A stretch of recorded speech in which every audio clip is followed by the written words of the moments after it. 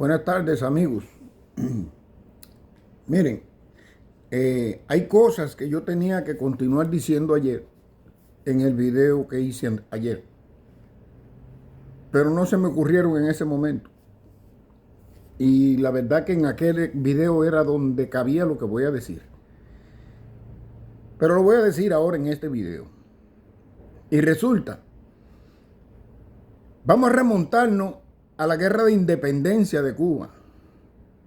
Los independentistas, como comúnmente y cariñosamente le decimos los cubanos, los mambises, que fue una palabra que le pusieron los americanos, que eran hombre abeja, man-bi, hombre abeja, porque andaban en el monte como por pandilla, por bandada.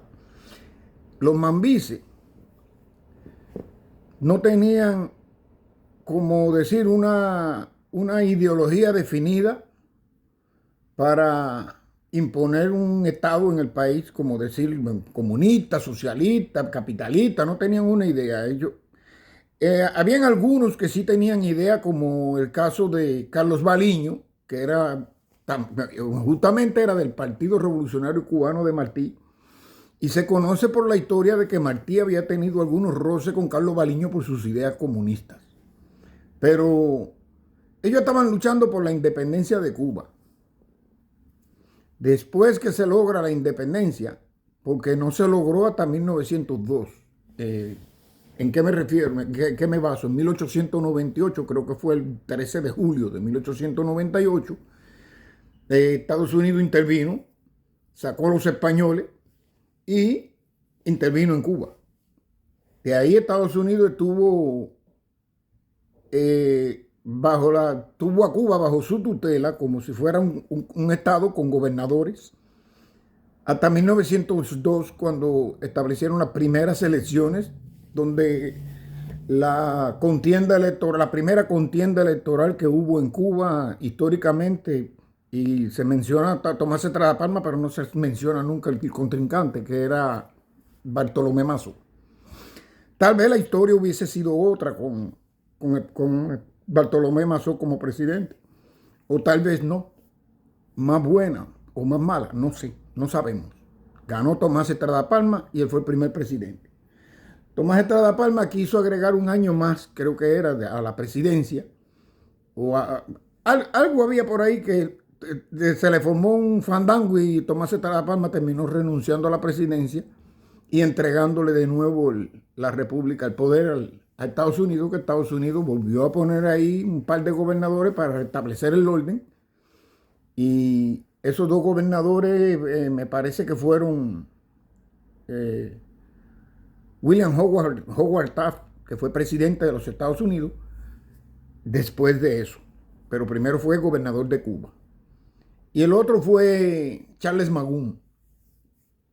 De ahí volvieron a hacer las elecciones y entonces salió el candidato José Miguel Gómez, electo presidente.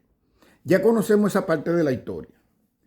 Pero los comunistas empezaron a coger auge en aquellos tiempos y empezaron a crear grupitos como aquellos negros allá en Oriente que se llamaban Partido Independentista del Color.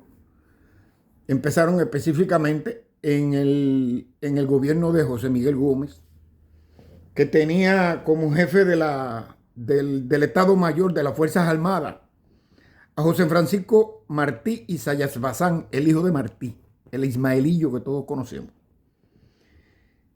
Estados Unidos, el presidente de Estados Unidos, que en ese momento creo que era Taft, no tengo que revisar a ver, o McKinley, no recuerdo. Ese presidente le dijo a José Miguel Gómez que aquella revuelta que había en Oriente de los independentistas del color tenía que pararla, porque si no la paraba iba a tener que intervenir, porque él no iba a poner en peligro la vida de los ciudadanos americanos que vivían aquí. José Miguel Gómez mandó a Martí con las tropas, no José Martí, el hijo, José Francisco Martí Sayas Bazán, que era el jefe del Estado Mayor. Lo mandó para calmar aquello, y aquellos mambises lo recibieron con el grito al machete y para arriba, que tuvieron ellos que defenderse. La historia ha pintado otra cosa, y eso resultó, la historia que inventaron Fidel Castro y esta gente pintó otra cosa, y eso hizo que el ismaelillo fuese borrado de la historia. Y lo ponen como que fue una historia muy negra, que yo sé cuándo, y más negro de lo que ha tenido la historia de Cuba. Más negro no ha sido la revolución castrista que otra cosa. Entonces, ya desde aquel tiempo los comunistas estaban intentando meterse en el poder. Y los comunistas siempre han tenido idea de meterse en el poder y no salirse de él. Mantenerse ahí vitalicio. Eso lo sabe todo el mundo. Lo que pasa es que en Cuba no podía suceder eso, porque en Cuba el Estados Unidos tenía una enmienda en la Constitución que se llamaba la enmienda Platt, que era para proteger la libertad de Cuba y la independencia de Cuba, para proteger la república. Por eso cada vez que se formaba un fandango o algo, Estados Unidos mandaba a intervenir el gobierno, y si el gobierno no podía intervenir, entonces intervenía él y ponía un gobernador para establecer el orden. Establecía el orden y volvían a las elecciones, y así las cosas. ¿Qué sucedió? Que los comunistas se pusieron a luchar, no después de Machado, en el tiempo de Machado, empezaron su lucha contra Machado, que sé cuándo, derrocaron a Machado, que no era un cualquiera. Machado era un general de la Guerra de Independencia. Un general de la Guerra de Independencia, como lo fue Mario García Menocal también. Y todos los presidentes de aquella época fueron generales de la Guerra de Independencia. Entonces, se pusieron a hacerle la campaña a Machado, y cuando tú miras la historia, la gente que está revuelta con Machado ahí te aparece Carlos Balí, Antonio Guitera, te aparece Rubén Martínez Villena, y aparecen en Julio Antonio Melle y una serie de personajes que son comunistas abiertamente. Eso eran los que bajaban de la Universidad de La Habana para abajo, por toda la calle San Lázaro, con los cartelones aquellos, abajo Machado. Villena creo que fue el que le puso el asno con garras. Entonces, cuando tú ves esas ya manifestaciones que se habían y todas las revueltas esas que estaban haciendo precisamente los comunistas, ellos no solo después que derrocaron a Machado, siguieron en su revuelta y sus cosas, porque todo el mundo sabe que llevaron a Estados Unidos y a quitar la enmienda Platt. ¿Cuál era el objetivo de quitar la enmienda Platt? El objetivo de quitar la enmienda Platt era precisamente que Cuba estuviese desprotegida por los Estados Unidos de América, para ellos poderse meter en el poder y dar el zarpazo. Bien, vinieron otras elecciones, las elecciones esas que hubieron en el 33, entró Batista de presidente. En el tiempo de Batista fue que se quitó la enmienda, se suspendió la enmienda Platt, pero después de Batista ya empieza todo aquel tiempo de la pentarquía y los presidentes por 5 minutos, y presidente por 1 hora, presidente por 1 día, y eso, hasta que entra, ¿cómo se llama?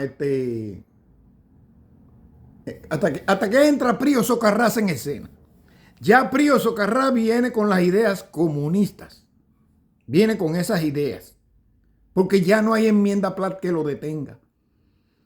Entonces, cuando llega el 10 de marzo de 1952, Batista le da el golpe de Estado a Pío Socarrás. Escuchen esto, que esto es de Bohemia, de aquella época. No es lo que inventó, lo que hizo Quevedo después, que Quevedo ponía en Bohemia lo que Fidel le decía que pusiera, hasta que se fue. No, en ese tiempo se ponían las noticias como eran. Entonces, según Bohemia, el gobierno de los Príos, porque no era solo Carlos Príos, tenía un hermano también y los dos estaban en el gobierno, Y el pueblo, según dice Bohemia, el pueblo estaba harto de los PRIos, habían creado tremenda crisis, la gente estaba pasando hasta necesidad, había, eh, habían 20 problemas. Y Batista tuvo que intervenir, dar el golpe de Estado, sacar a Prío, y Prío se corre y se refugia en la Embajada de México.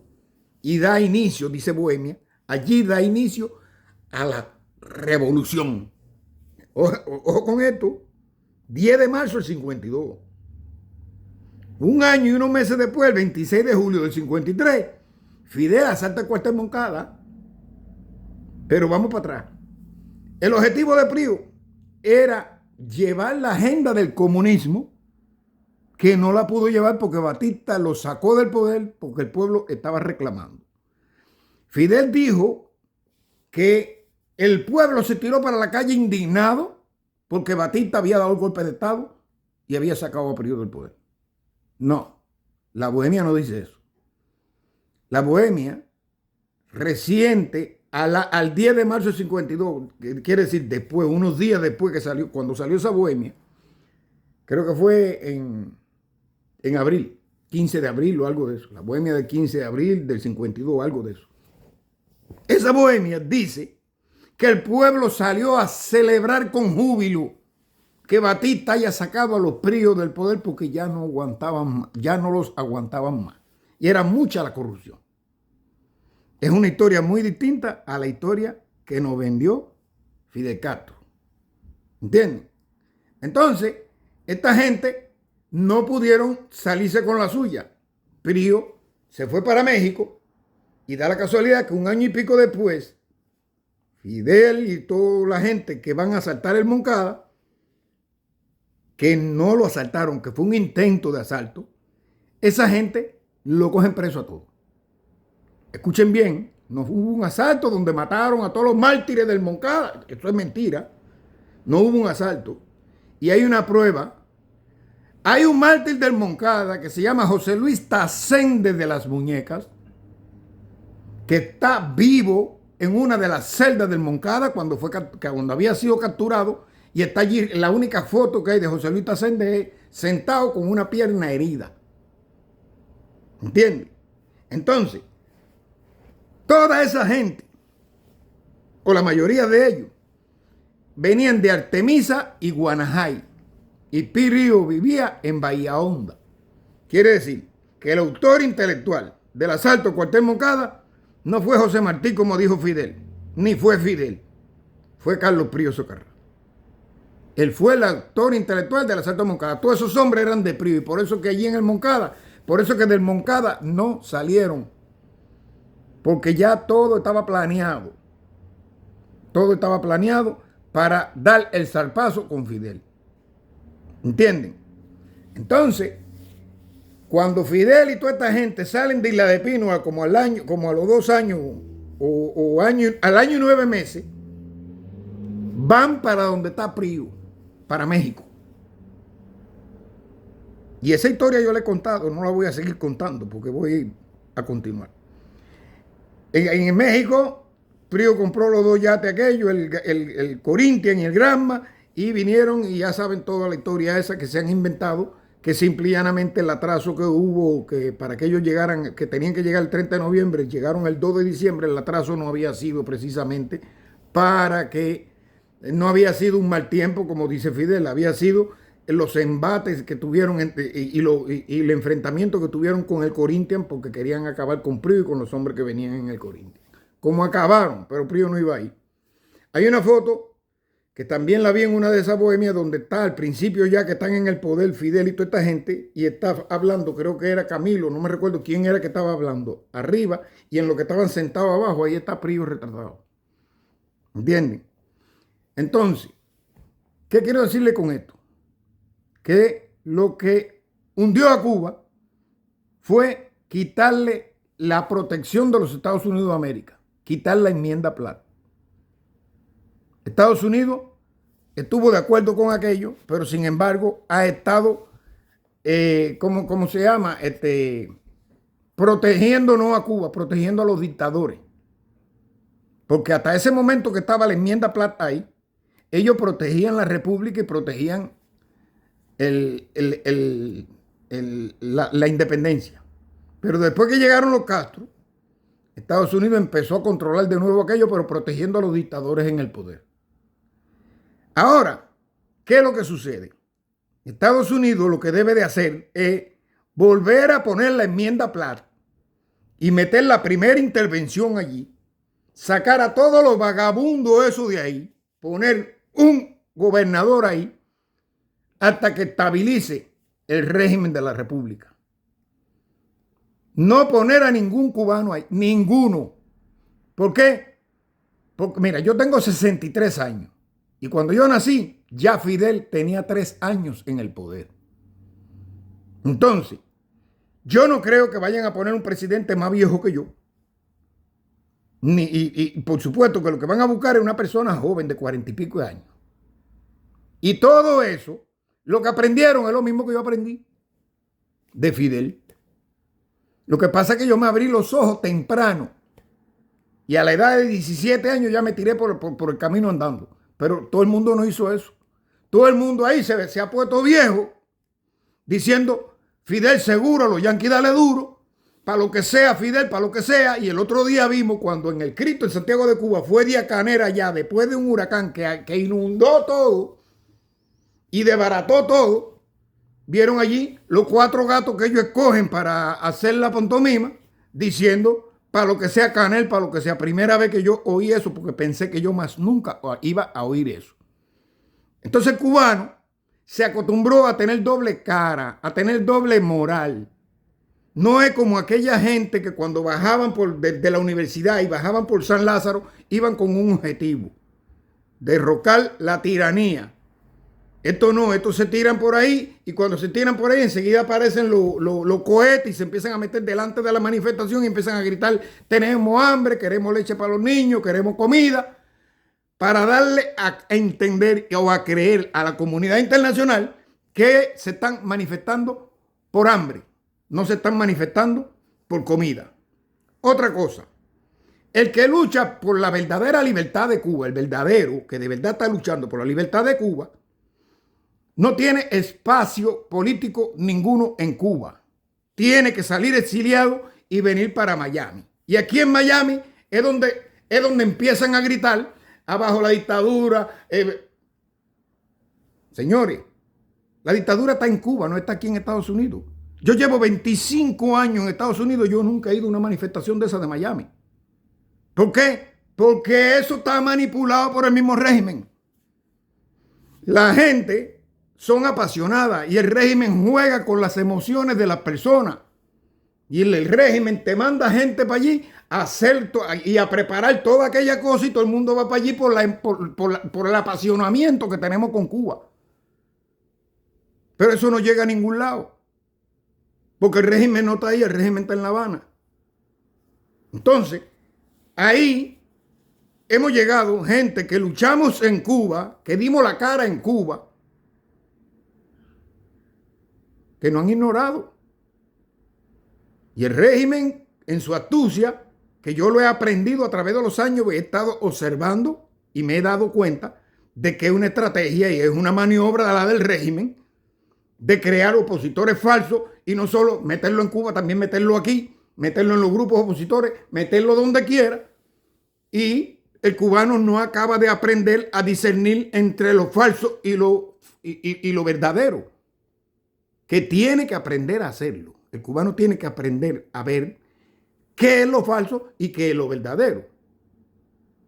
Lo falso no tiene apoyo ninguno. No gana dinero ninguno. No lo sigue nadie. Mira las redes sociales de los verdaderos. Nadie da un like. De casualidad uno da un like.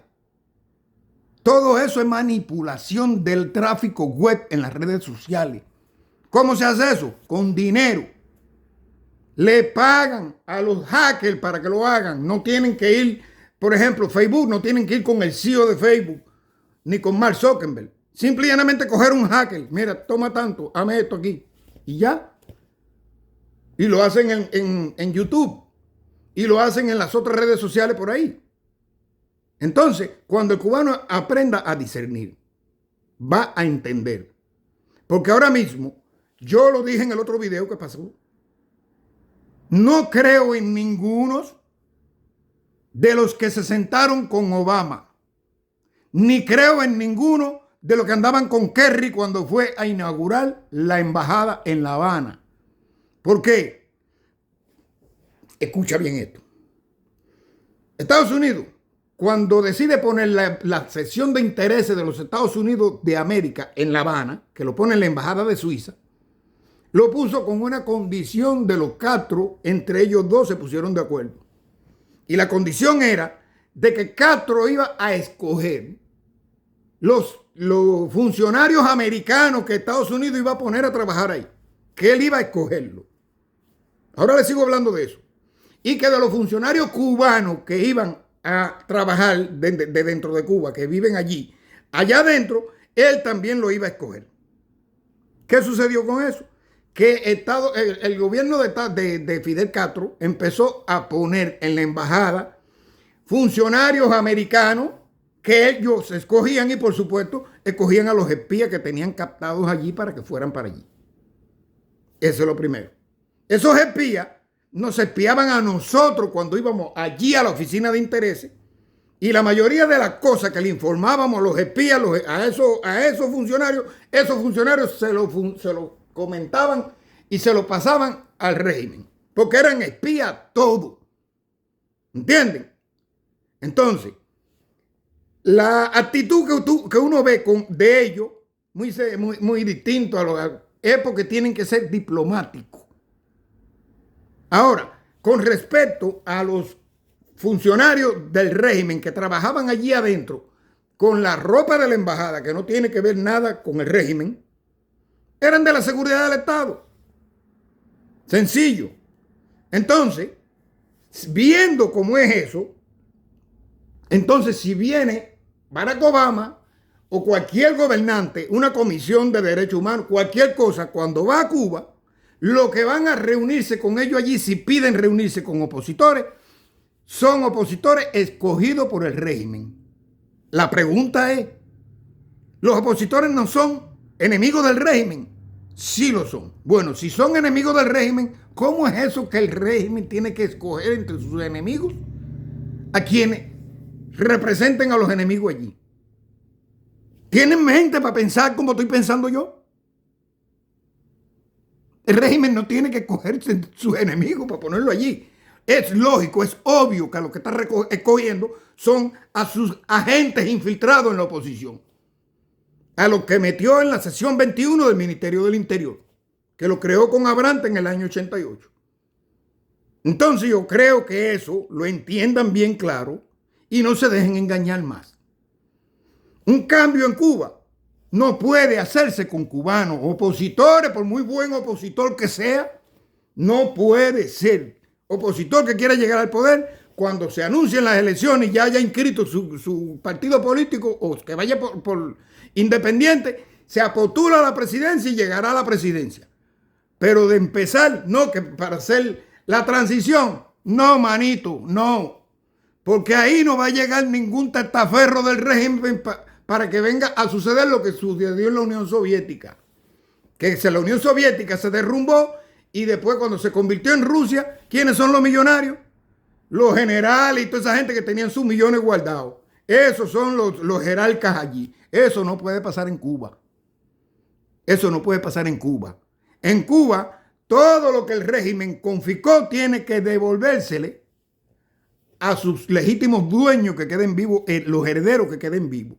Y lo otro queda a disposición de una subasta o algo para recolectar el dinero y ponerlo en las arcas de la República. O, de lo contrario, usarlo como oficinas y cosas del gobierno, casas de visita, lo que sea. Pero no puede ser el régimen el dueño de un hotel. No. Por ejemplo, ahora cambió Cuba, el Hotel Casagranda, de un Castro o un Fraga Castro. No. Ni testaferro ni nada. Eso hay que purificarlo. Los testaferros son fáciles de descubrir como dije en el caso de los que están en Estados Unidos. Miren las relaciones que tienen los dueños de negocios en Estados Unidos con principalmente cubano-americanos que han venido para acá huyéndole a la dictadura. Miren la relación que tienen los dueños de negocios con el régimen de Cuba. Y van a descubrir, van a ver cómo le quitan el velo y van a ver a todos los testaferros ahí. Es fácil confiscar una propiedad en manos de un testaferro del régimen. Es fácil. Comparen la vida que tiene hoy con la vida que tenía antes de venir para acá. ¿Ya? Sencillo. Aquí llegan los testaferros del régimen y los agentes infiltrados del régimen y la gente no la ven pasar porque no tienen discernimiento. No tienen discernimiento. Pero aquí llegan y no es como yo que llevo 25 años aquí trabajando como un animal para poder vivir. Aquellos llegan aquí y a los 9 meses o el año de estar aquí ya tienen dinero, tienen casa, tienen negocio, toda su familia del lado acá y viven como marajá. ¿De dónde sacó el dinero? No se lo preguntan. Esos son los testaferros. Entonces, el caso de Cuba, para que no pase lo que pasó en Rusia y lo que ha pasado en otros lugares, el caso de Cuba tiene que volverse a reimplantar de que Estados Unidos vuelva a intervenir en Cuba, vuelva a poner un gobernador allí y estabilice el orden. Y después que se estabilice el orden, que inscriban los partidos políticos y que hagan lo que tengan que hacer y que entonces se convoque a elecciones libres. ¿Entienden? ¿Por qué? Porque aquí en Estados Unidos, en 1995, José Morel Romero, que era uno de los últimos diputados que habían del Congreso de la República, creó el gobierno constitucional cubano de la transición. Y Estados Unidos no le dio la gana de reconocerlo, ni le ha dado la gana de reconocerlo. Y es la mejor vía para llegar a establecer un gobierno de transición allí, porque se llama Gobierno Constitucional Cubano de Transición. ¿Entienden lo que estoy diciendo? Pero ha sido tanta la penetración del régimen en 60 y pico de años que yo no dudo que el Gobierno Constitucional Cubano de la Transición también esté tomado por el régimen. No lo dudo. Aquí todos los organismos, el régimen se tira y va a atrapar el plúcuto y se mete ahí. Entonces, ni para mí ni para ti, si queremos, ¿qué quiere el régimen? No quiere salir, quiere fajarse, que sé cuándo, poner vida en peligro, que sé cuándo. Bueno, habrá que hacer otra guerra de independencia. Lo único que esta guerra de independencia no va a ser como la de Maceo y Martí. Si te quieres quedar ahí y vas a estar provocando baño de sangre, te voy a meter la trocha de Júcaro Morón y te voy a dividir la isla. No te vas a quedar con la isla completa. Te la voy a dividir. Y de Júcaro Morón hasta Oriente, para allí van los capitalistas, los que no tienen que ver nada con el comunismo asqueroso ese que tienen ellos. Y el que quiera ser comunista, pues que se mude para allá de Júcaro Morón, para allá, para La Habana y Pinal del Río para allá. Porque si los matanceros quieren pasar para acá, para el lado de acá también, entonces la frontera de Júcaro Morón se corre del lado de allá de Matanza. Pero no le podemos dejar la isla completa. Hasta ahora se han metido 66 años viviendo ellos solos y no han dejado vivir al pueblo. No lo han dejado vivir. Y el pueblo tiene tanto derecho como tienen ellos. Son comunistas, tienen sus ideas. Podían convivir como vivían los comunistas con los no comunistas antes de Batista. Y antes de Fidel y en el tiempo de Batista. Ah, no. Ellos entonces empezaron a dividir a la sociedad. Y a tirarnos a nosotros a la basura y ellos a vivir la dulce vida. Incluso hoy en el exilio ellos están aquí infiltrados viviendo la dulce vida y nos tienen como unos parias, como una mierda, pasando trabajo a nosotros aquí en Estados Unidos y no nos dejan ni ganar dinero ni hacer nada porque por donde quiera nos bloquean. Vamos a ponernos para esto. Vamos a ponernos para esto. Si quieren seguir, sigan oyendo a Taola, sigan oyendo a todos los guanajos esos que lo están entreteniendo con todas las muelas que le están dando y no escuchen las voces de nosotros que somos los que de verdad luchamos en Cuba. Otaola, cuando yo estaba tirado en Cuba por ahí, posiblemente estuviera en una escuela del régimen o en el mismo o en algún lugar por ahí y era de la gente que estaba a favor de la dictadura. Como todo el mundo estaba allí acomodado. Como todo el mundo. Porque Carlos Calvo, yo no tengo nada en contra de ellos, pero mira el mismo Carlos Calvo, en el tiempo que yo estaba luchando en Cuba, Carlos Calvo era guardaespaldas de Fidel. Y si Carlos Calvo me hubiera cogido, seguro que me hubiera partido en dos. ¿Seguro? Pero no, la gente tiene ¿cómo se llama? Su derecho a cambiar de idea. La gente puede ilusionarse con una cosa y después puede desilusionarse. No lo culpo a ninguno. Pero que pretenda alguien como Taola, como José Daniel Ferrell y como los otros guanajos esos que andan por ahí buscando el poder aquí y buscando cargos en la política y todo. No, mi hermano, tú a mí no me engañas. Más cuando viene ya adinerado. Cuando llega aquí adinerado, a mí tú no me engañas. ¿De dónde salió tu dinero? Del tráfico de droga ese que tiene el régimen. El lavado de dinero es el que lava el dinero de la droga aquí en Estados Unidos con usted. ¿Por qué? Porque si de verdad la monetización fuera legítima y fuera legal con respecto a Cuba, allí todo el mundo ganara. O yo hablo mierda, porque a mí no me dan un medio ahí. Y tengo cantidad de seguidores y gente que me escuchan. Y gente que cuando me ven por otro lado, que no es por YouTube, son más los que apoyan lo que yo digo que los que están en contra. Entonces, ¿dónde está mi dinero? ¿Se lo están robando ellos? Se lo están robando ellos, que me están robando el tráfico web. ¿Entienden? Hoy mismo estuve viendo un video donde José Daniel Ferrer le estaba diciendo de que la gente que lo criticaba tenía que ponerse en sus zapatos. Cuando yo estaba luchando en Cuba, que dejé de luchar en Cuba desde el año 79 hasta el año 2000 que salí de Cuba, en esos tiempos José Daniel Ferrer seguro que estaba en la presa de Mella pecando, porque yo nunca lo conocí. Jamás oí hablar de él. ¿Entienden? Yo vine a oír hablar de un Paco y de José Daniel Ferrer y eso por el año 2004, 2003, por allá, 2004, 2005, no sé, por ahí, por aquellos años. Y ya yo estaba aquí en Estados Unidos. Luchar aquí por los que están allá. Mira, esto es para que José Daniel Ferrer se ponga en los zapatos míos y yo, no yo en los de él. Porque estas canas que yo tengo aquí, me han crecido y he llegado a esta edad porque he sabido andar en buenos pasos. ¿Entienden? Ahora les voy a decir una cosa. ¿Quién es el dueño de todas las tiendas de comida en Cuba? Es el régimen. ¿Quién es el que metió la libreta de abastecimiento en Cuba? El régimen. Entonces, si el régimen metió libreta de abastecimiento en Cuba, es el régimen quien tiene que darle comida a la gente que tiene hambre en Cuba. Cuando tú quieres darle comida a la gente que el régimen lo tiene pasando hambre, tú quieres hacer el trabajo del régimen. No juegues tú también con los sentimientos de la persona, con las emociones de la persona, porque cuando tú le das un plato de comida a una gente que está jodida, esa persona te va a agradecer. Y entonces eso es lo que ustedes están haciendo, comprando agradecimiento. Comprando agradecimiento.